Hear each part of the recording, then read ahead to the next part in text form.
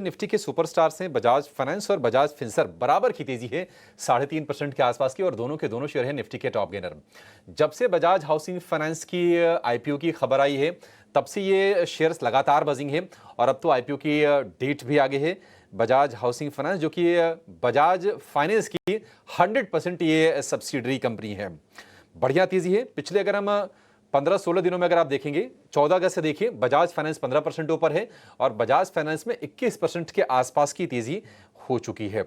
Bajaj housing का जो IPO है वो 9 से 11 सितंबर तक खुलेगा और इसके जरिए 6,500 करोड़ रुपए जुटाने की योजना है। विवेक, आपसे जानना चाहेंगे कि ऑलरेडी ये शेयर चल चुके हैं काफी, यहां से भी आपको लगता है कि थोड़ी सी वैल्यू अनलॉकिंग री रेटिंग होगी शेयरों में, या फिर जिन्होंने थोड़े से लोअर लेवल पर एंटर किए हों 15-20% मिल गए हैं, एक दौर की प्रॉफिट टेकिंग कर लें इसमें? अभिषेक, कोई गलत नहीं होगा अगर आप थोड़ा बहुत मुनाफा घर लेके जाओ, क्योंकि काफी ये सारी न्यूज ऑलरेडी फैक्टर्ड इन है। कुछ ही दिनों पहले ये 6,800 पे था और आज 7,400 पे चल रहा है। और जो न्यूज है ये बाजार को मालूम है। अब ये न्यूज खाली आज नहीं है, इनफैक्ट ये मेरे हिसाब से थर्सडे या फ्राइडे आ चुकी थी। तो जो मूवमेंट देखना था स्टॉक ने वो ऑलरेडी देख चुके हैं, पहली चीज।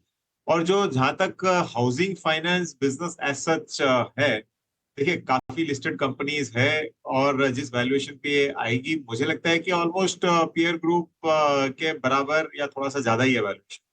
तो मैं यहाँ से बहुत बुलिश नहीं रहूंगा इस न्यूज को लेके। हाँ, लॉन्गर टर्म में ठीक है, हाउसिंग फाइनेंस जिस हिसाब से सरकार फोकस कर रही है वैसे पूरा सेक्टर चलेगा, लेकिन वो तो पूरा सेक्टर के लिए लागू रहेगा। तो इस न्यूज के कारण बजाज फाइनेंस और चले, ये मुझे एक्सपेक्टेशन नहीं है। ठीक विवेक सर, ये जीएसपीएल और गुजरात गैस का विलय हुआ। आज गुजरात गैस करीब 10% चला। ज़्यादातर ब्रोकिंग हाउसेस ने इसका 600 रुपये का भाव दिया हुआ था। सुबह कईयों ने रिड्यूस करके 600 डाला, कईयों ने अपग्रेड करके 600 डाला।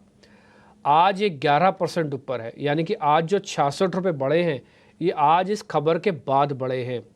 आप इस खबर को कैसे रीड करते हैं? सुबह से आपने पढ़ ही ली होगी, समझ ली होगी। ये जो आज का 66 रुपये जुड़े हैं, करीब 10% जुड़ा है आज, ये बहुत है इस खबर के रिवॉर्ड के लिए, या फिर अभी और पैसे बनेंगे और चलेगा?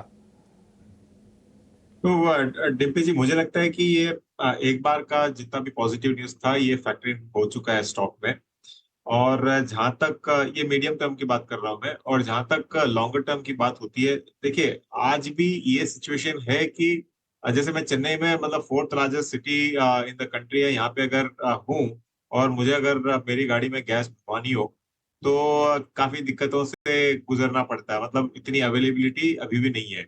तो आप सोच सकते हो कि इन कंपनीज का नेटवर्क और कितना बढ़ना आगे चल के, और नेशन वाइड आपको कितना बढ़ना चाहिए। तो जैसे हम लोग ईवी की बात करते हैं ना, अगर आप हाईवे में जा रहे हो तो आपको चार्जिंग फैसिलिटी मिलनी चाहिए, वैसे ही बात यहाँ पे है। तो लॉन्गर टर्म के लिए ये जो विलय हो रहा है, इनफैक्ट कंपनी और भी स्ट्रांग उभर के आएगी बाहर, तो बहुत ही पॉजिटिव लग रहा है। लेकिन हाँ, शॉर्ट टर्म में एक बार का मोमेंटम हो चुका है। कल अगर वापस ऊपर खुले तो कोई अगर मुनाफा भी घर समेट के घर लेके जाना चाहे तो एक बार का वो भी कर सकता है। तो ओवरऑल पॉजिटिव न्यूज है, लेकिन हाँ फैक्टर्ड इन है ज्यादातर। देखिए, सिटी गैस डिस्ट्रीब्यूशन के अंदर जो सरकार का टारगेट है अपना 2030 तक, यानी कि अगले 5 साल का बताऊँ, वो करीब 15% है टोटल एनर्जी बास्केट का, कि भाई इतना हम कर दें। उसके लिए वो लाइसेंस बांटती है, उसके लिए जोग्राफिकल एरिया काटती है। नॉर्थ के अंदर आएंगे तो आपको आईजीएल मिलेगा, आप मुंबई पहुंच जाएंगे तो एमजीएल मिलेगा, गुजरात पहुंचेंगे तो गुजरात गैस मिलेगा। इसमें एक प्राइवेट प्लेयर भी है, उसका नाम है अडानी गैस, वो भी है, वो टोटल के साथ करार में है। तो कई सारी जगहों पर वो है। जैसे हरियाणा के अंदर आईजीएल नहीं है, वहाँ पे तो अडानी गैस का ठेका है। तो ये सारी चीज़ें गवर्नमेंट को बढ़ानी है, उसके लिए इंफ्रा भी लगता है, तो फिर बहुत सारी एंसिलरीज कंपनी भी काम आती है। मैं सिर्फ इतना ही समझूं, मैं कंपनी पे जा ही नहीं रहा, मैं सिर्फ इस सेगमेंट पे जा रहा हूँ। अगर गवर्नमेंट ये बात सच कर दे कि 2030 तक 15% बास्केट करनी है एनर्जी की, तो अभी आप सिर्फ 7% 8% पे खड़े हैं। तो आप ये सोचिए, आप डबल होने के लिए जा रहे हैं। कंपनी का ज्योग्राफिकल एरिया इतना बड़ा बटा हुआ है कि एक दूसरे से कंपटीशन भी नहीं है। भाई मैं गुजरात में, मेरे को गुजरात गैस से मिलेगी, मैं दिल्ली में हूँ, आईजीएल से मिलेगी। तो बहुत सारी चीज़ें इसके अंदर अच्छी हैं, बहुत सारी चीज़ें इसके अंदर ख़राब भी हैं, जैसे इंटरनेशनल प्राइसिंग वगैरह। प्लस माइनस समझते हुए अभी तक ऐसा लग रहा है कि गुजरात गैस के फेवर में है। जो भी इनके जीएसपीएल के साथ विलय वगैरह हुआ है, तो ये इसकी एक री रेट और करेगा। खबर बताते हैं, M&M और टाटा मोटर्स के बाद देश की सबसे बड़ी कार कंपनी मारुति ने भी 2 मॉडल्स के कुछ वेरिएंट्स की कीमतें घटाने का ऐलान किया है। क्या ये ऑटो सेक्टर में थोड़ी सी स्लोडाउन का संकेत है? मारुति ने ये डिसीजन लिया क्यों है? इस पर ज्यादा जानकारी के साथ हमारे सहयोगी सुमित चतुर्वेदी जुड़ रहे हैं। सुमित, बताइए कैसे समझे इस खबर को, क्यों घटाए हैं दाम मारुति ने? बड़ी इन्वेंट्री होना, डिमांड कम होना ऑटो जगत के लिए बुरी खबर है, पर कंपनियों के लिए बुरी खबर चाहे ये हो, ग्राहकों के लिए अच्छी खबर है। मारुति ने अपनी जो गाड़ियों के दाम है वो कट किए हैं, कम किए हैं। एस्प्रेसो पे 2,000 रुपए कम किए हैं और 6500 रुपए ऑल्टो पे। ये अलग है डिस्काउंट से। ये दर्शाता है कि कितना प्रेशर है, कितना कंपनियां कितनी टेंशन में हैं ऑटो मेकर्स, डीलर्स को लेकर, इसलिए प्राइस कट किया जा रहा है।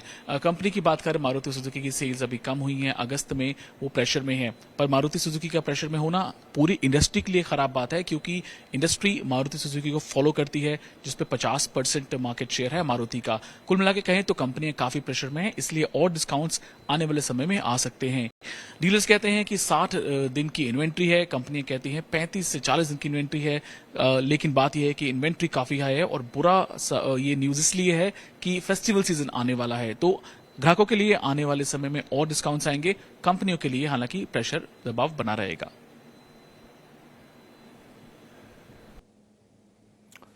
ठीक है, तो डिस्काउंट बहुत ज़्यादा नहीं है वैसे, मतलब एस्प्रेसो पर 2000 का, ऑल्टो K10 के कुछ वेरिएंट्स पर 6500 रुपए तक के आसपास के डिस्काउंट है। लेकिन ये ज़रूर है, एक पॉइंट जो सुमित ने बताया कि अगस्त में जो उनका मिनी सेगमेंट है उसकी बिक्री में करीब 12-13% के आसपास की गिरावट आई है। ये चीज़ नोट करने वाली है। वो ये दिखाता है कि लग्जरी कारें तो बिक रही हैं, लेकिन जो छोटी कारों का बाजार है ना, उसमें थोड़ी सी सुस्ती ज़रूर है। और चूंकि मारुति की जो ज़्यादातर बिक्री आती है छोटी कारों के जरिए आती है, तो ये ज़रूर नोटिस करने वाली चीज़ है। हमारे साथ एक और एक्सपर्ट जुड़ गए हैं, फंडामेंटल एक्सपर्ट वृद्धि इन्वेस्टमेंट्स के विवेक कारवा हमारे साथ हैं। विवेक, बहुत शुक्रिया आपका समय देने के लिए। स्वागत है आपके 18 आवर्स स्वदेश पर। ये जो आपने खबर देखी होगी मारुति की तरफ से प्राइस कट वाली, इसको आप कैसे देख रहे हैं? क्या आपको लगता है कि सेल्स में डिप आ सकती है कंपनीज के, क्योंकि इन्वेंट्री लेवल डीलर के पास बढ़ रही है, या फिर आपको ये लगता है कि नहीं, अब आगे तो फेस्टिव सीजन आने वाला है, तो बहुत ज्यादा चिंता करने की बात नहीं है? देखो अभिषेक, पहली चीज, जो आप 2,000 रुपया डिस्काउंट बोल रहे हो, मतलब मैं हर बार मेरी गाड़ी में इससे ज्यादा तो पेट्रोल भरवाता हूँ। तो कोई बहुत बड़ा डिस्काउंट है नहीं है ये। एक समझ लिया कि सिंपल एक डिस्काउंट दिया है कंपनी ने। और अगर आप वापस नोट करो तो ज्यादातर ये डिस्काउंट्स आ रहे हैं जो छोटी गाड़ियों पे, वहां पे आ रहे हैं। ये जो एसयूवीज है और बड़ी सेगमेंट वाली गाड़ियां हैं, वहां पे नहीं आ रही है। वहां पे तो इनफैक्ट काफी स्टेबल है मार्केट। तो मुझे नहीं लगता है कि ये बहुत बड़ा नेगेटिव है सच। और जैसे कहा कि अब फेस्टिव सीजन में तो इनफैक्ट आपको और सेल्स बढ़ती हुई दिखेगी। तो मुझे नहीं लगता है कि बहुत नेगेटिव आपको इसको लेना चाहिए। परफेक्टली फाइन है, ये चलता है। और हाँ, जहां तक इन्वेंट्री का सवाल है, ये जरूर है, इन्वेंट्री ऑटोमोबाइल सेक्टर के पास डेफिनेटली पड़ा है अभी, और उसको डिस्पोज करने के लिए हथकंडे हो सकते हैं। लेकिन जो डिस्काउंट आप अमाउंट बता रहे हो, 6500 रुपया या फिर 2,000 रुपए, ये नेग्लिजिबल है, तो इसको आप इग्नोर कर सकते हो।